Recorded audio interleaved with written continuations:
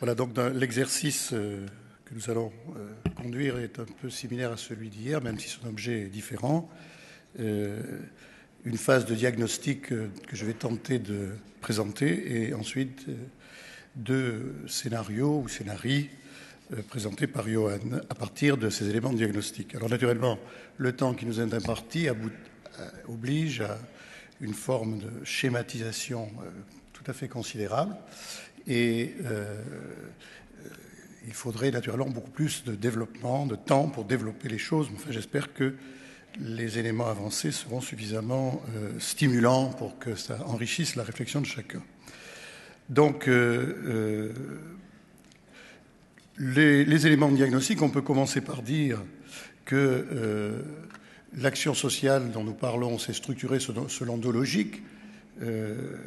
Une logique historique est toujours présente, qui est une logique ascendante, au travers de laquelle des acteurs de la société civile, c'est ainsi qu'on les nomme, ont identifié des problèmes, les ont construits collectivement, plus ou moins collectivement, et ont tenté de leur apporter des réponses.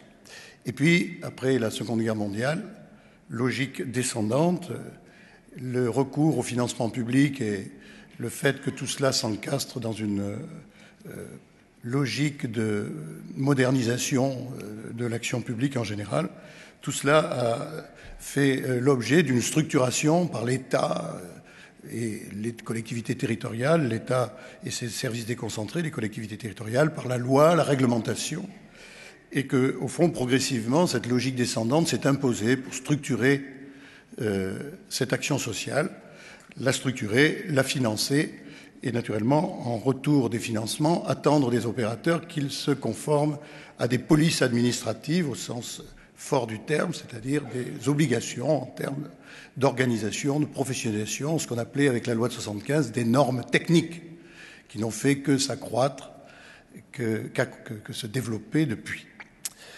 Alors, le grand problème, évidemment, c'est que depuis une vingtaine d'années, peut-être, si tant est que la situation antérieure était claire, ce qui n'était pas sûr, mais depuis une vingtaine d'années, pour prendre une formule, je l'espère, assez imagée et éclairante, le secteur fait l'objet d'un bombardement textuel, car, si vous voulez, il suffit simplement de prendre les textes pour se rendre compte qu'il ne se passe pas pratiquement d'années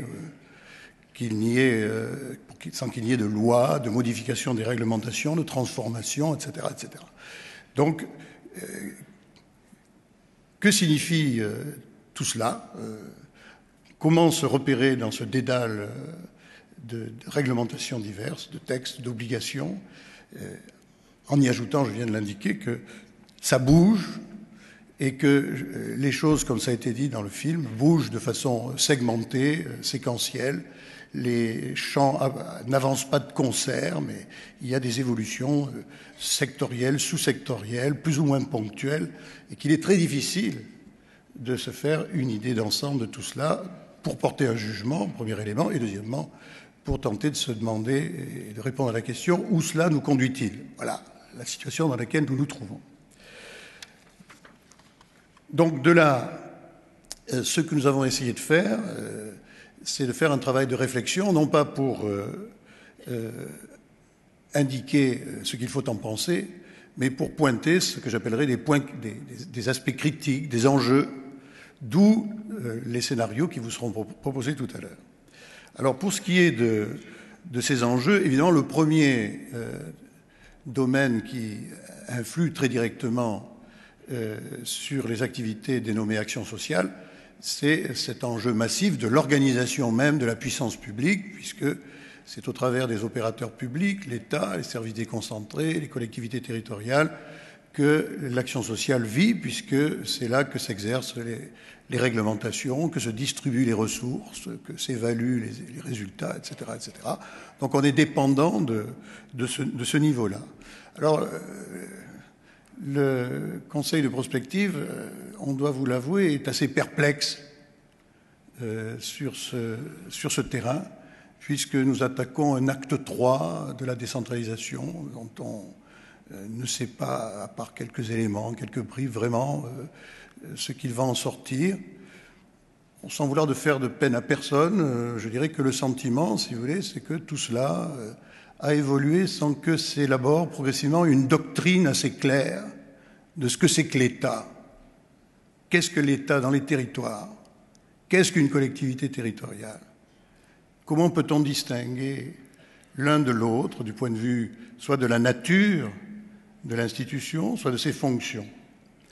Et donc il y a des superpositions, des encastrements qui se traduisent d'ailleurs par le fait que depuis les années 83, on a une logique de découpage d'attributions qui passe à l'un, qui passe à l'autre, à qui les pots du soir, à qui les vases du matin, si vous voulez. On ne voit pas trop quelle cohérence. Alors naturellement, bien sûr, alors même que nous sommes toujours à la recherche d'une répartition ultime avec clarification, etc.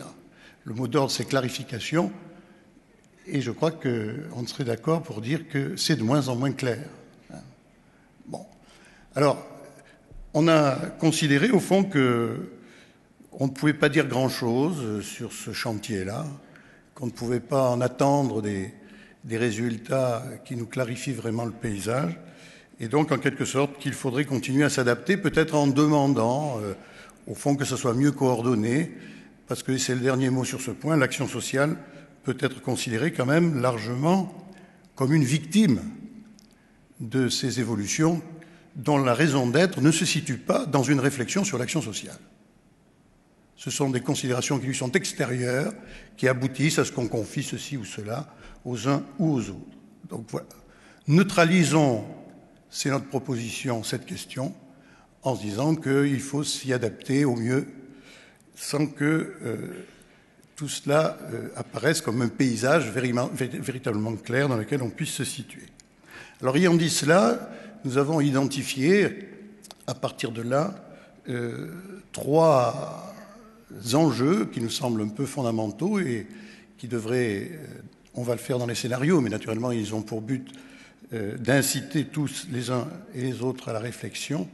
Nous avons identifié 3 enjeux qui nous paraissent majeurs. On aurait pu les construire autrement, mais enfin, on a regroupé, au fond, quelques points critiques, quelques problèmes qui nous semblent très importants à prendre en compte et qui sont susceptibles d'engager l'action sociale dans des directions qui peuvent être différentes selon les réponses que l'on peut apporter dans le contexte, évidemment, où on peut les maîtriser plus ou moins par rapport à ces enjeux. Alors le premier enjeu, il est évidemment massif, c'est celui qui a été largement évoqué dans le petit film de présentation, je dirais c'est l'enjeu managérial. Donc l'action sociale qui a été une activité, somme toute, bien que les réglementations se soient développées, assez peu normée assez peu régulée dans ses modes d'exercice, et surtout sa construction s'est opérée essentiellement par les professionnels qui ont inventé l'action sociale, en gros, moderne, celle des années 70, celle que la loi de 75 organise. Donc cette action sociale fait vraiment l'objet, alors qu'elle en était assez largement protégée antérieurement, d'une intervention publique accrue qui vient donc interférer sur le management, c'est-à-dire sur les formes d'action, les formes d'organisation, les partages de pouvoir au sein des structures, et tout cela sous un terme de nouveau management. Alors c'est la régulation dans la construction de l'offre avec les schémas, l'appel à projet dont on a parlé, c'est les mutations avec l'évaluation, les projets d'établissement, les projets de service. C'est l'émergence d'une strate de managers professionnels qui viennent se superposer aux travailleurs sociaux, autrefois disons, plus à même de maîtriser ces activités. Bon. Tout ça constitue des transformations importantes. Alors la seule chose que l'on peut dire, sans avoir le temps naturellement de reprendre tous les éléments, c'est que les procédures ne sont pas neutres. C'est-à-dire, ce ne sont pas simplement des instruments pour poursuivre des objectifs. On sait d'abord, premièrement, que les procédures peuvent se retourner dans une vision un peu grimaçante de leur mise en œuvre. On l'a noté, je crois, hier déjà, c'est qu'elles peuvent se retourner dans la mesure où l'objectif peut disparaître et on peut en arriver à suivre les procédures pour les suivre. Donc ça, c'est un premier danger, première piste assez triste d'évolution qu'il faudrait évidemment éviter. L'autre, évidemment, c'est que chaque instrument procédural est polyvalent, polysémique, à plusieurs significations. Donc tout dépend, et dans le scénario on va le voir, tout dépend, la plupart du temps, de la façon dont les acteurs veulent ou peuvent se saisir de ces instruments, car leur sens et leur impact ultime dépendra de cette capacité à se les approprier. Donc voilà un premier ensemble. On ne peut pas se dire victime d'injonctions extérieures qui nous amènent à rentrer dans des procédures. Tout le problème, c'est quel sens on leur donne ou quel sens on construit, naturellement, en les mettant en œuvre. Et de ce sens se dégagera des effets que peuvent avoir les procédures sur la construction de l'action sociale. Premier enjeu. Deuxième enjeu, c'est le processus d'individualisation et ou de territorialisation de l'action sociale. L'action sociale s'est construite selon un modèle catégoriel qui a consisté dans l'identification de grandes catégories génériques et pour chaque catégorie et sous-catégorie, puisqu'on a ramifié tout ça, on mettait en place des filières spécialisées, généralement cloisonnées les unes par rapport aux autres, en charge de prendre, qui avaient la mission de prendre en charge les gens. Donc le grand problème, c'est que du point de vue de ce qu'on appelle les droits de l'usager, disons, de la personne prise en charge, une recomposition s'impose qui oblige à casser les cloisons autour des notions de parcours, d'accompagnement, etc. Et là, il y a tout un chantier, naturellement, qui prend le contre-pied du modèle en tuyau d'orgue dans lequel nous vivons encore largement. Comment faire pour décloisonner, connecter, articuler? Et ce matin, M. Avignon nous disait qu'il s'agissait d'ailleurs d'aller bien au-delà de l'action sociale. Peut-être.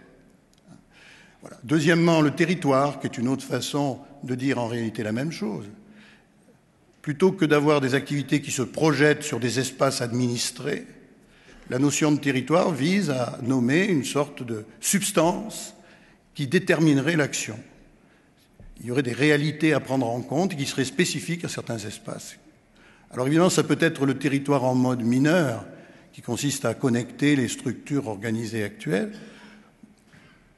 et le territoire en mode majeur, qui serait un territoire qui a une substance propre, qui a un projet propre.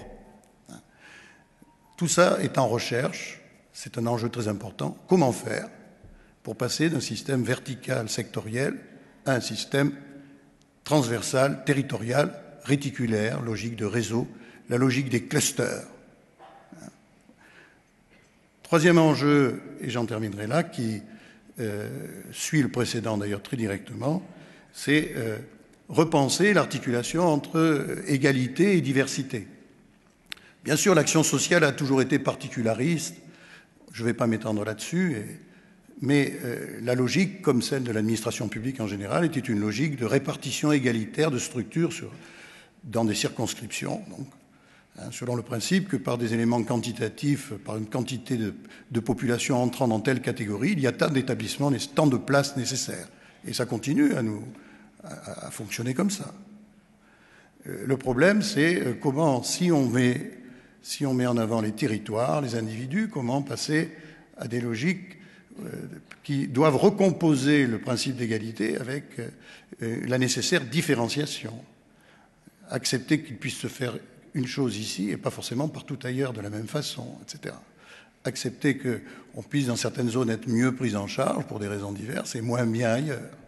Donc comment réarticuler le principe d'égalité territoriale et le principe de différenciation, de prise en compte des spécificités pour que la substance des territoires se manifeste, car elle se manifeste naturellement puisqu'elle existe, évidemment. Voilà quels sont les grands enjeux que nous voulions signaler et on peut passer maintenant, si vous voulez, au scénario qui, en principe, reprennent et recontextualisent ces enjeux derrière la question quelles seraient les perspectives d'évolution globale de l'action sociale, les quelques directions qu'elle pourrait prendre en fonction de ces enjeux. Voilà, je vous remercie.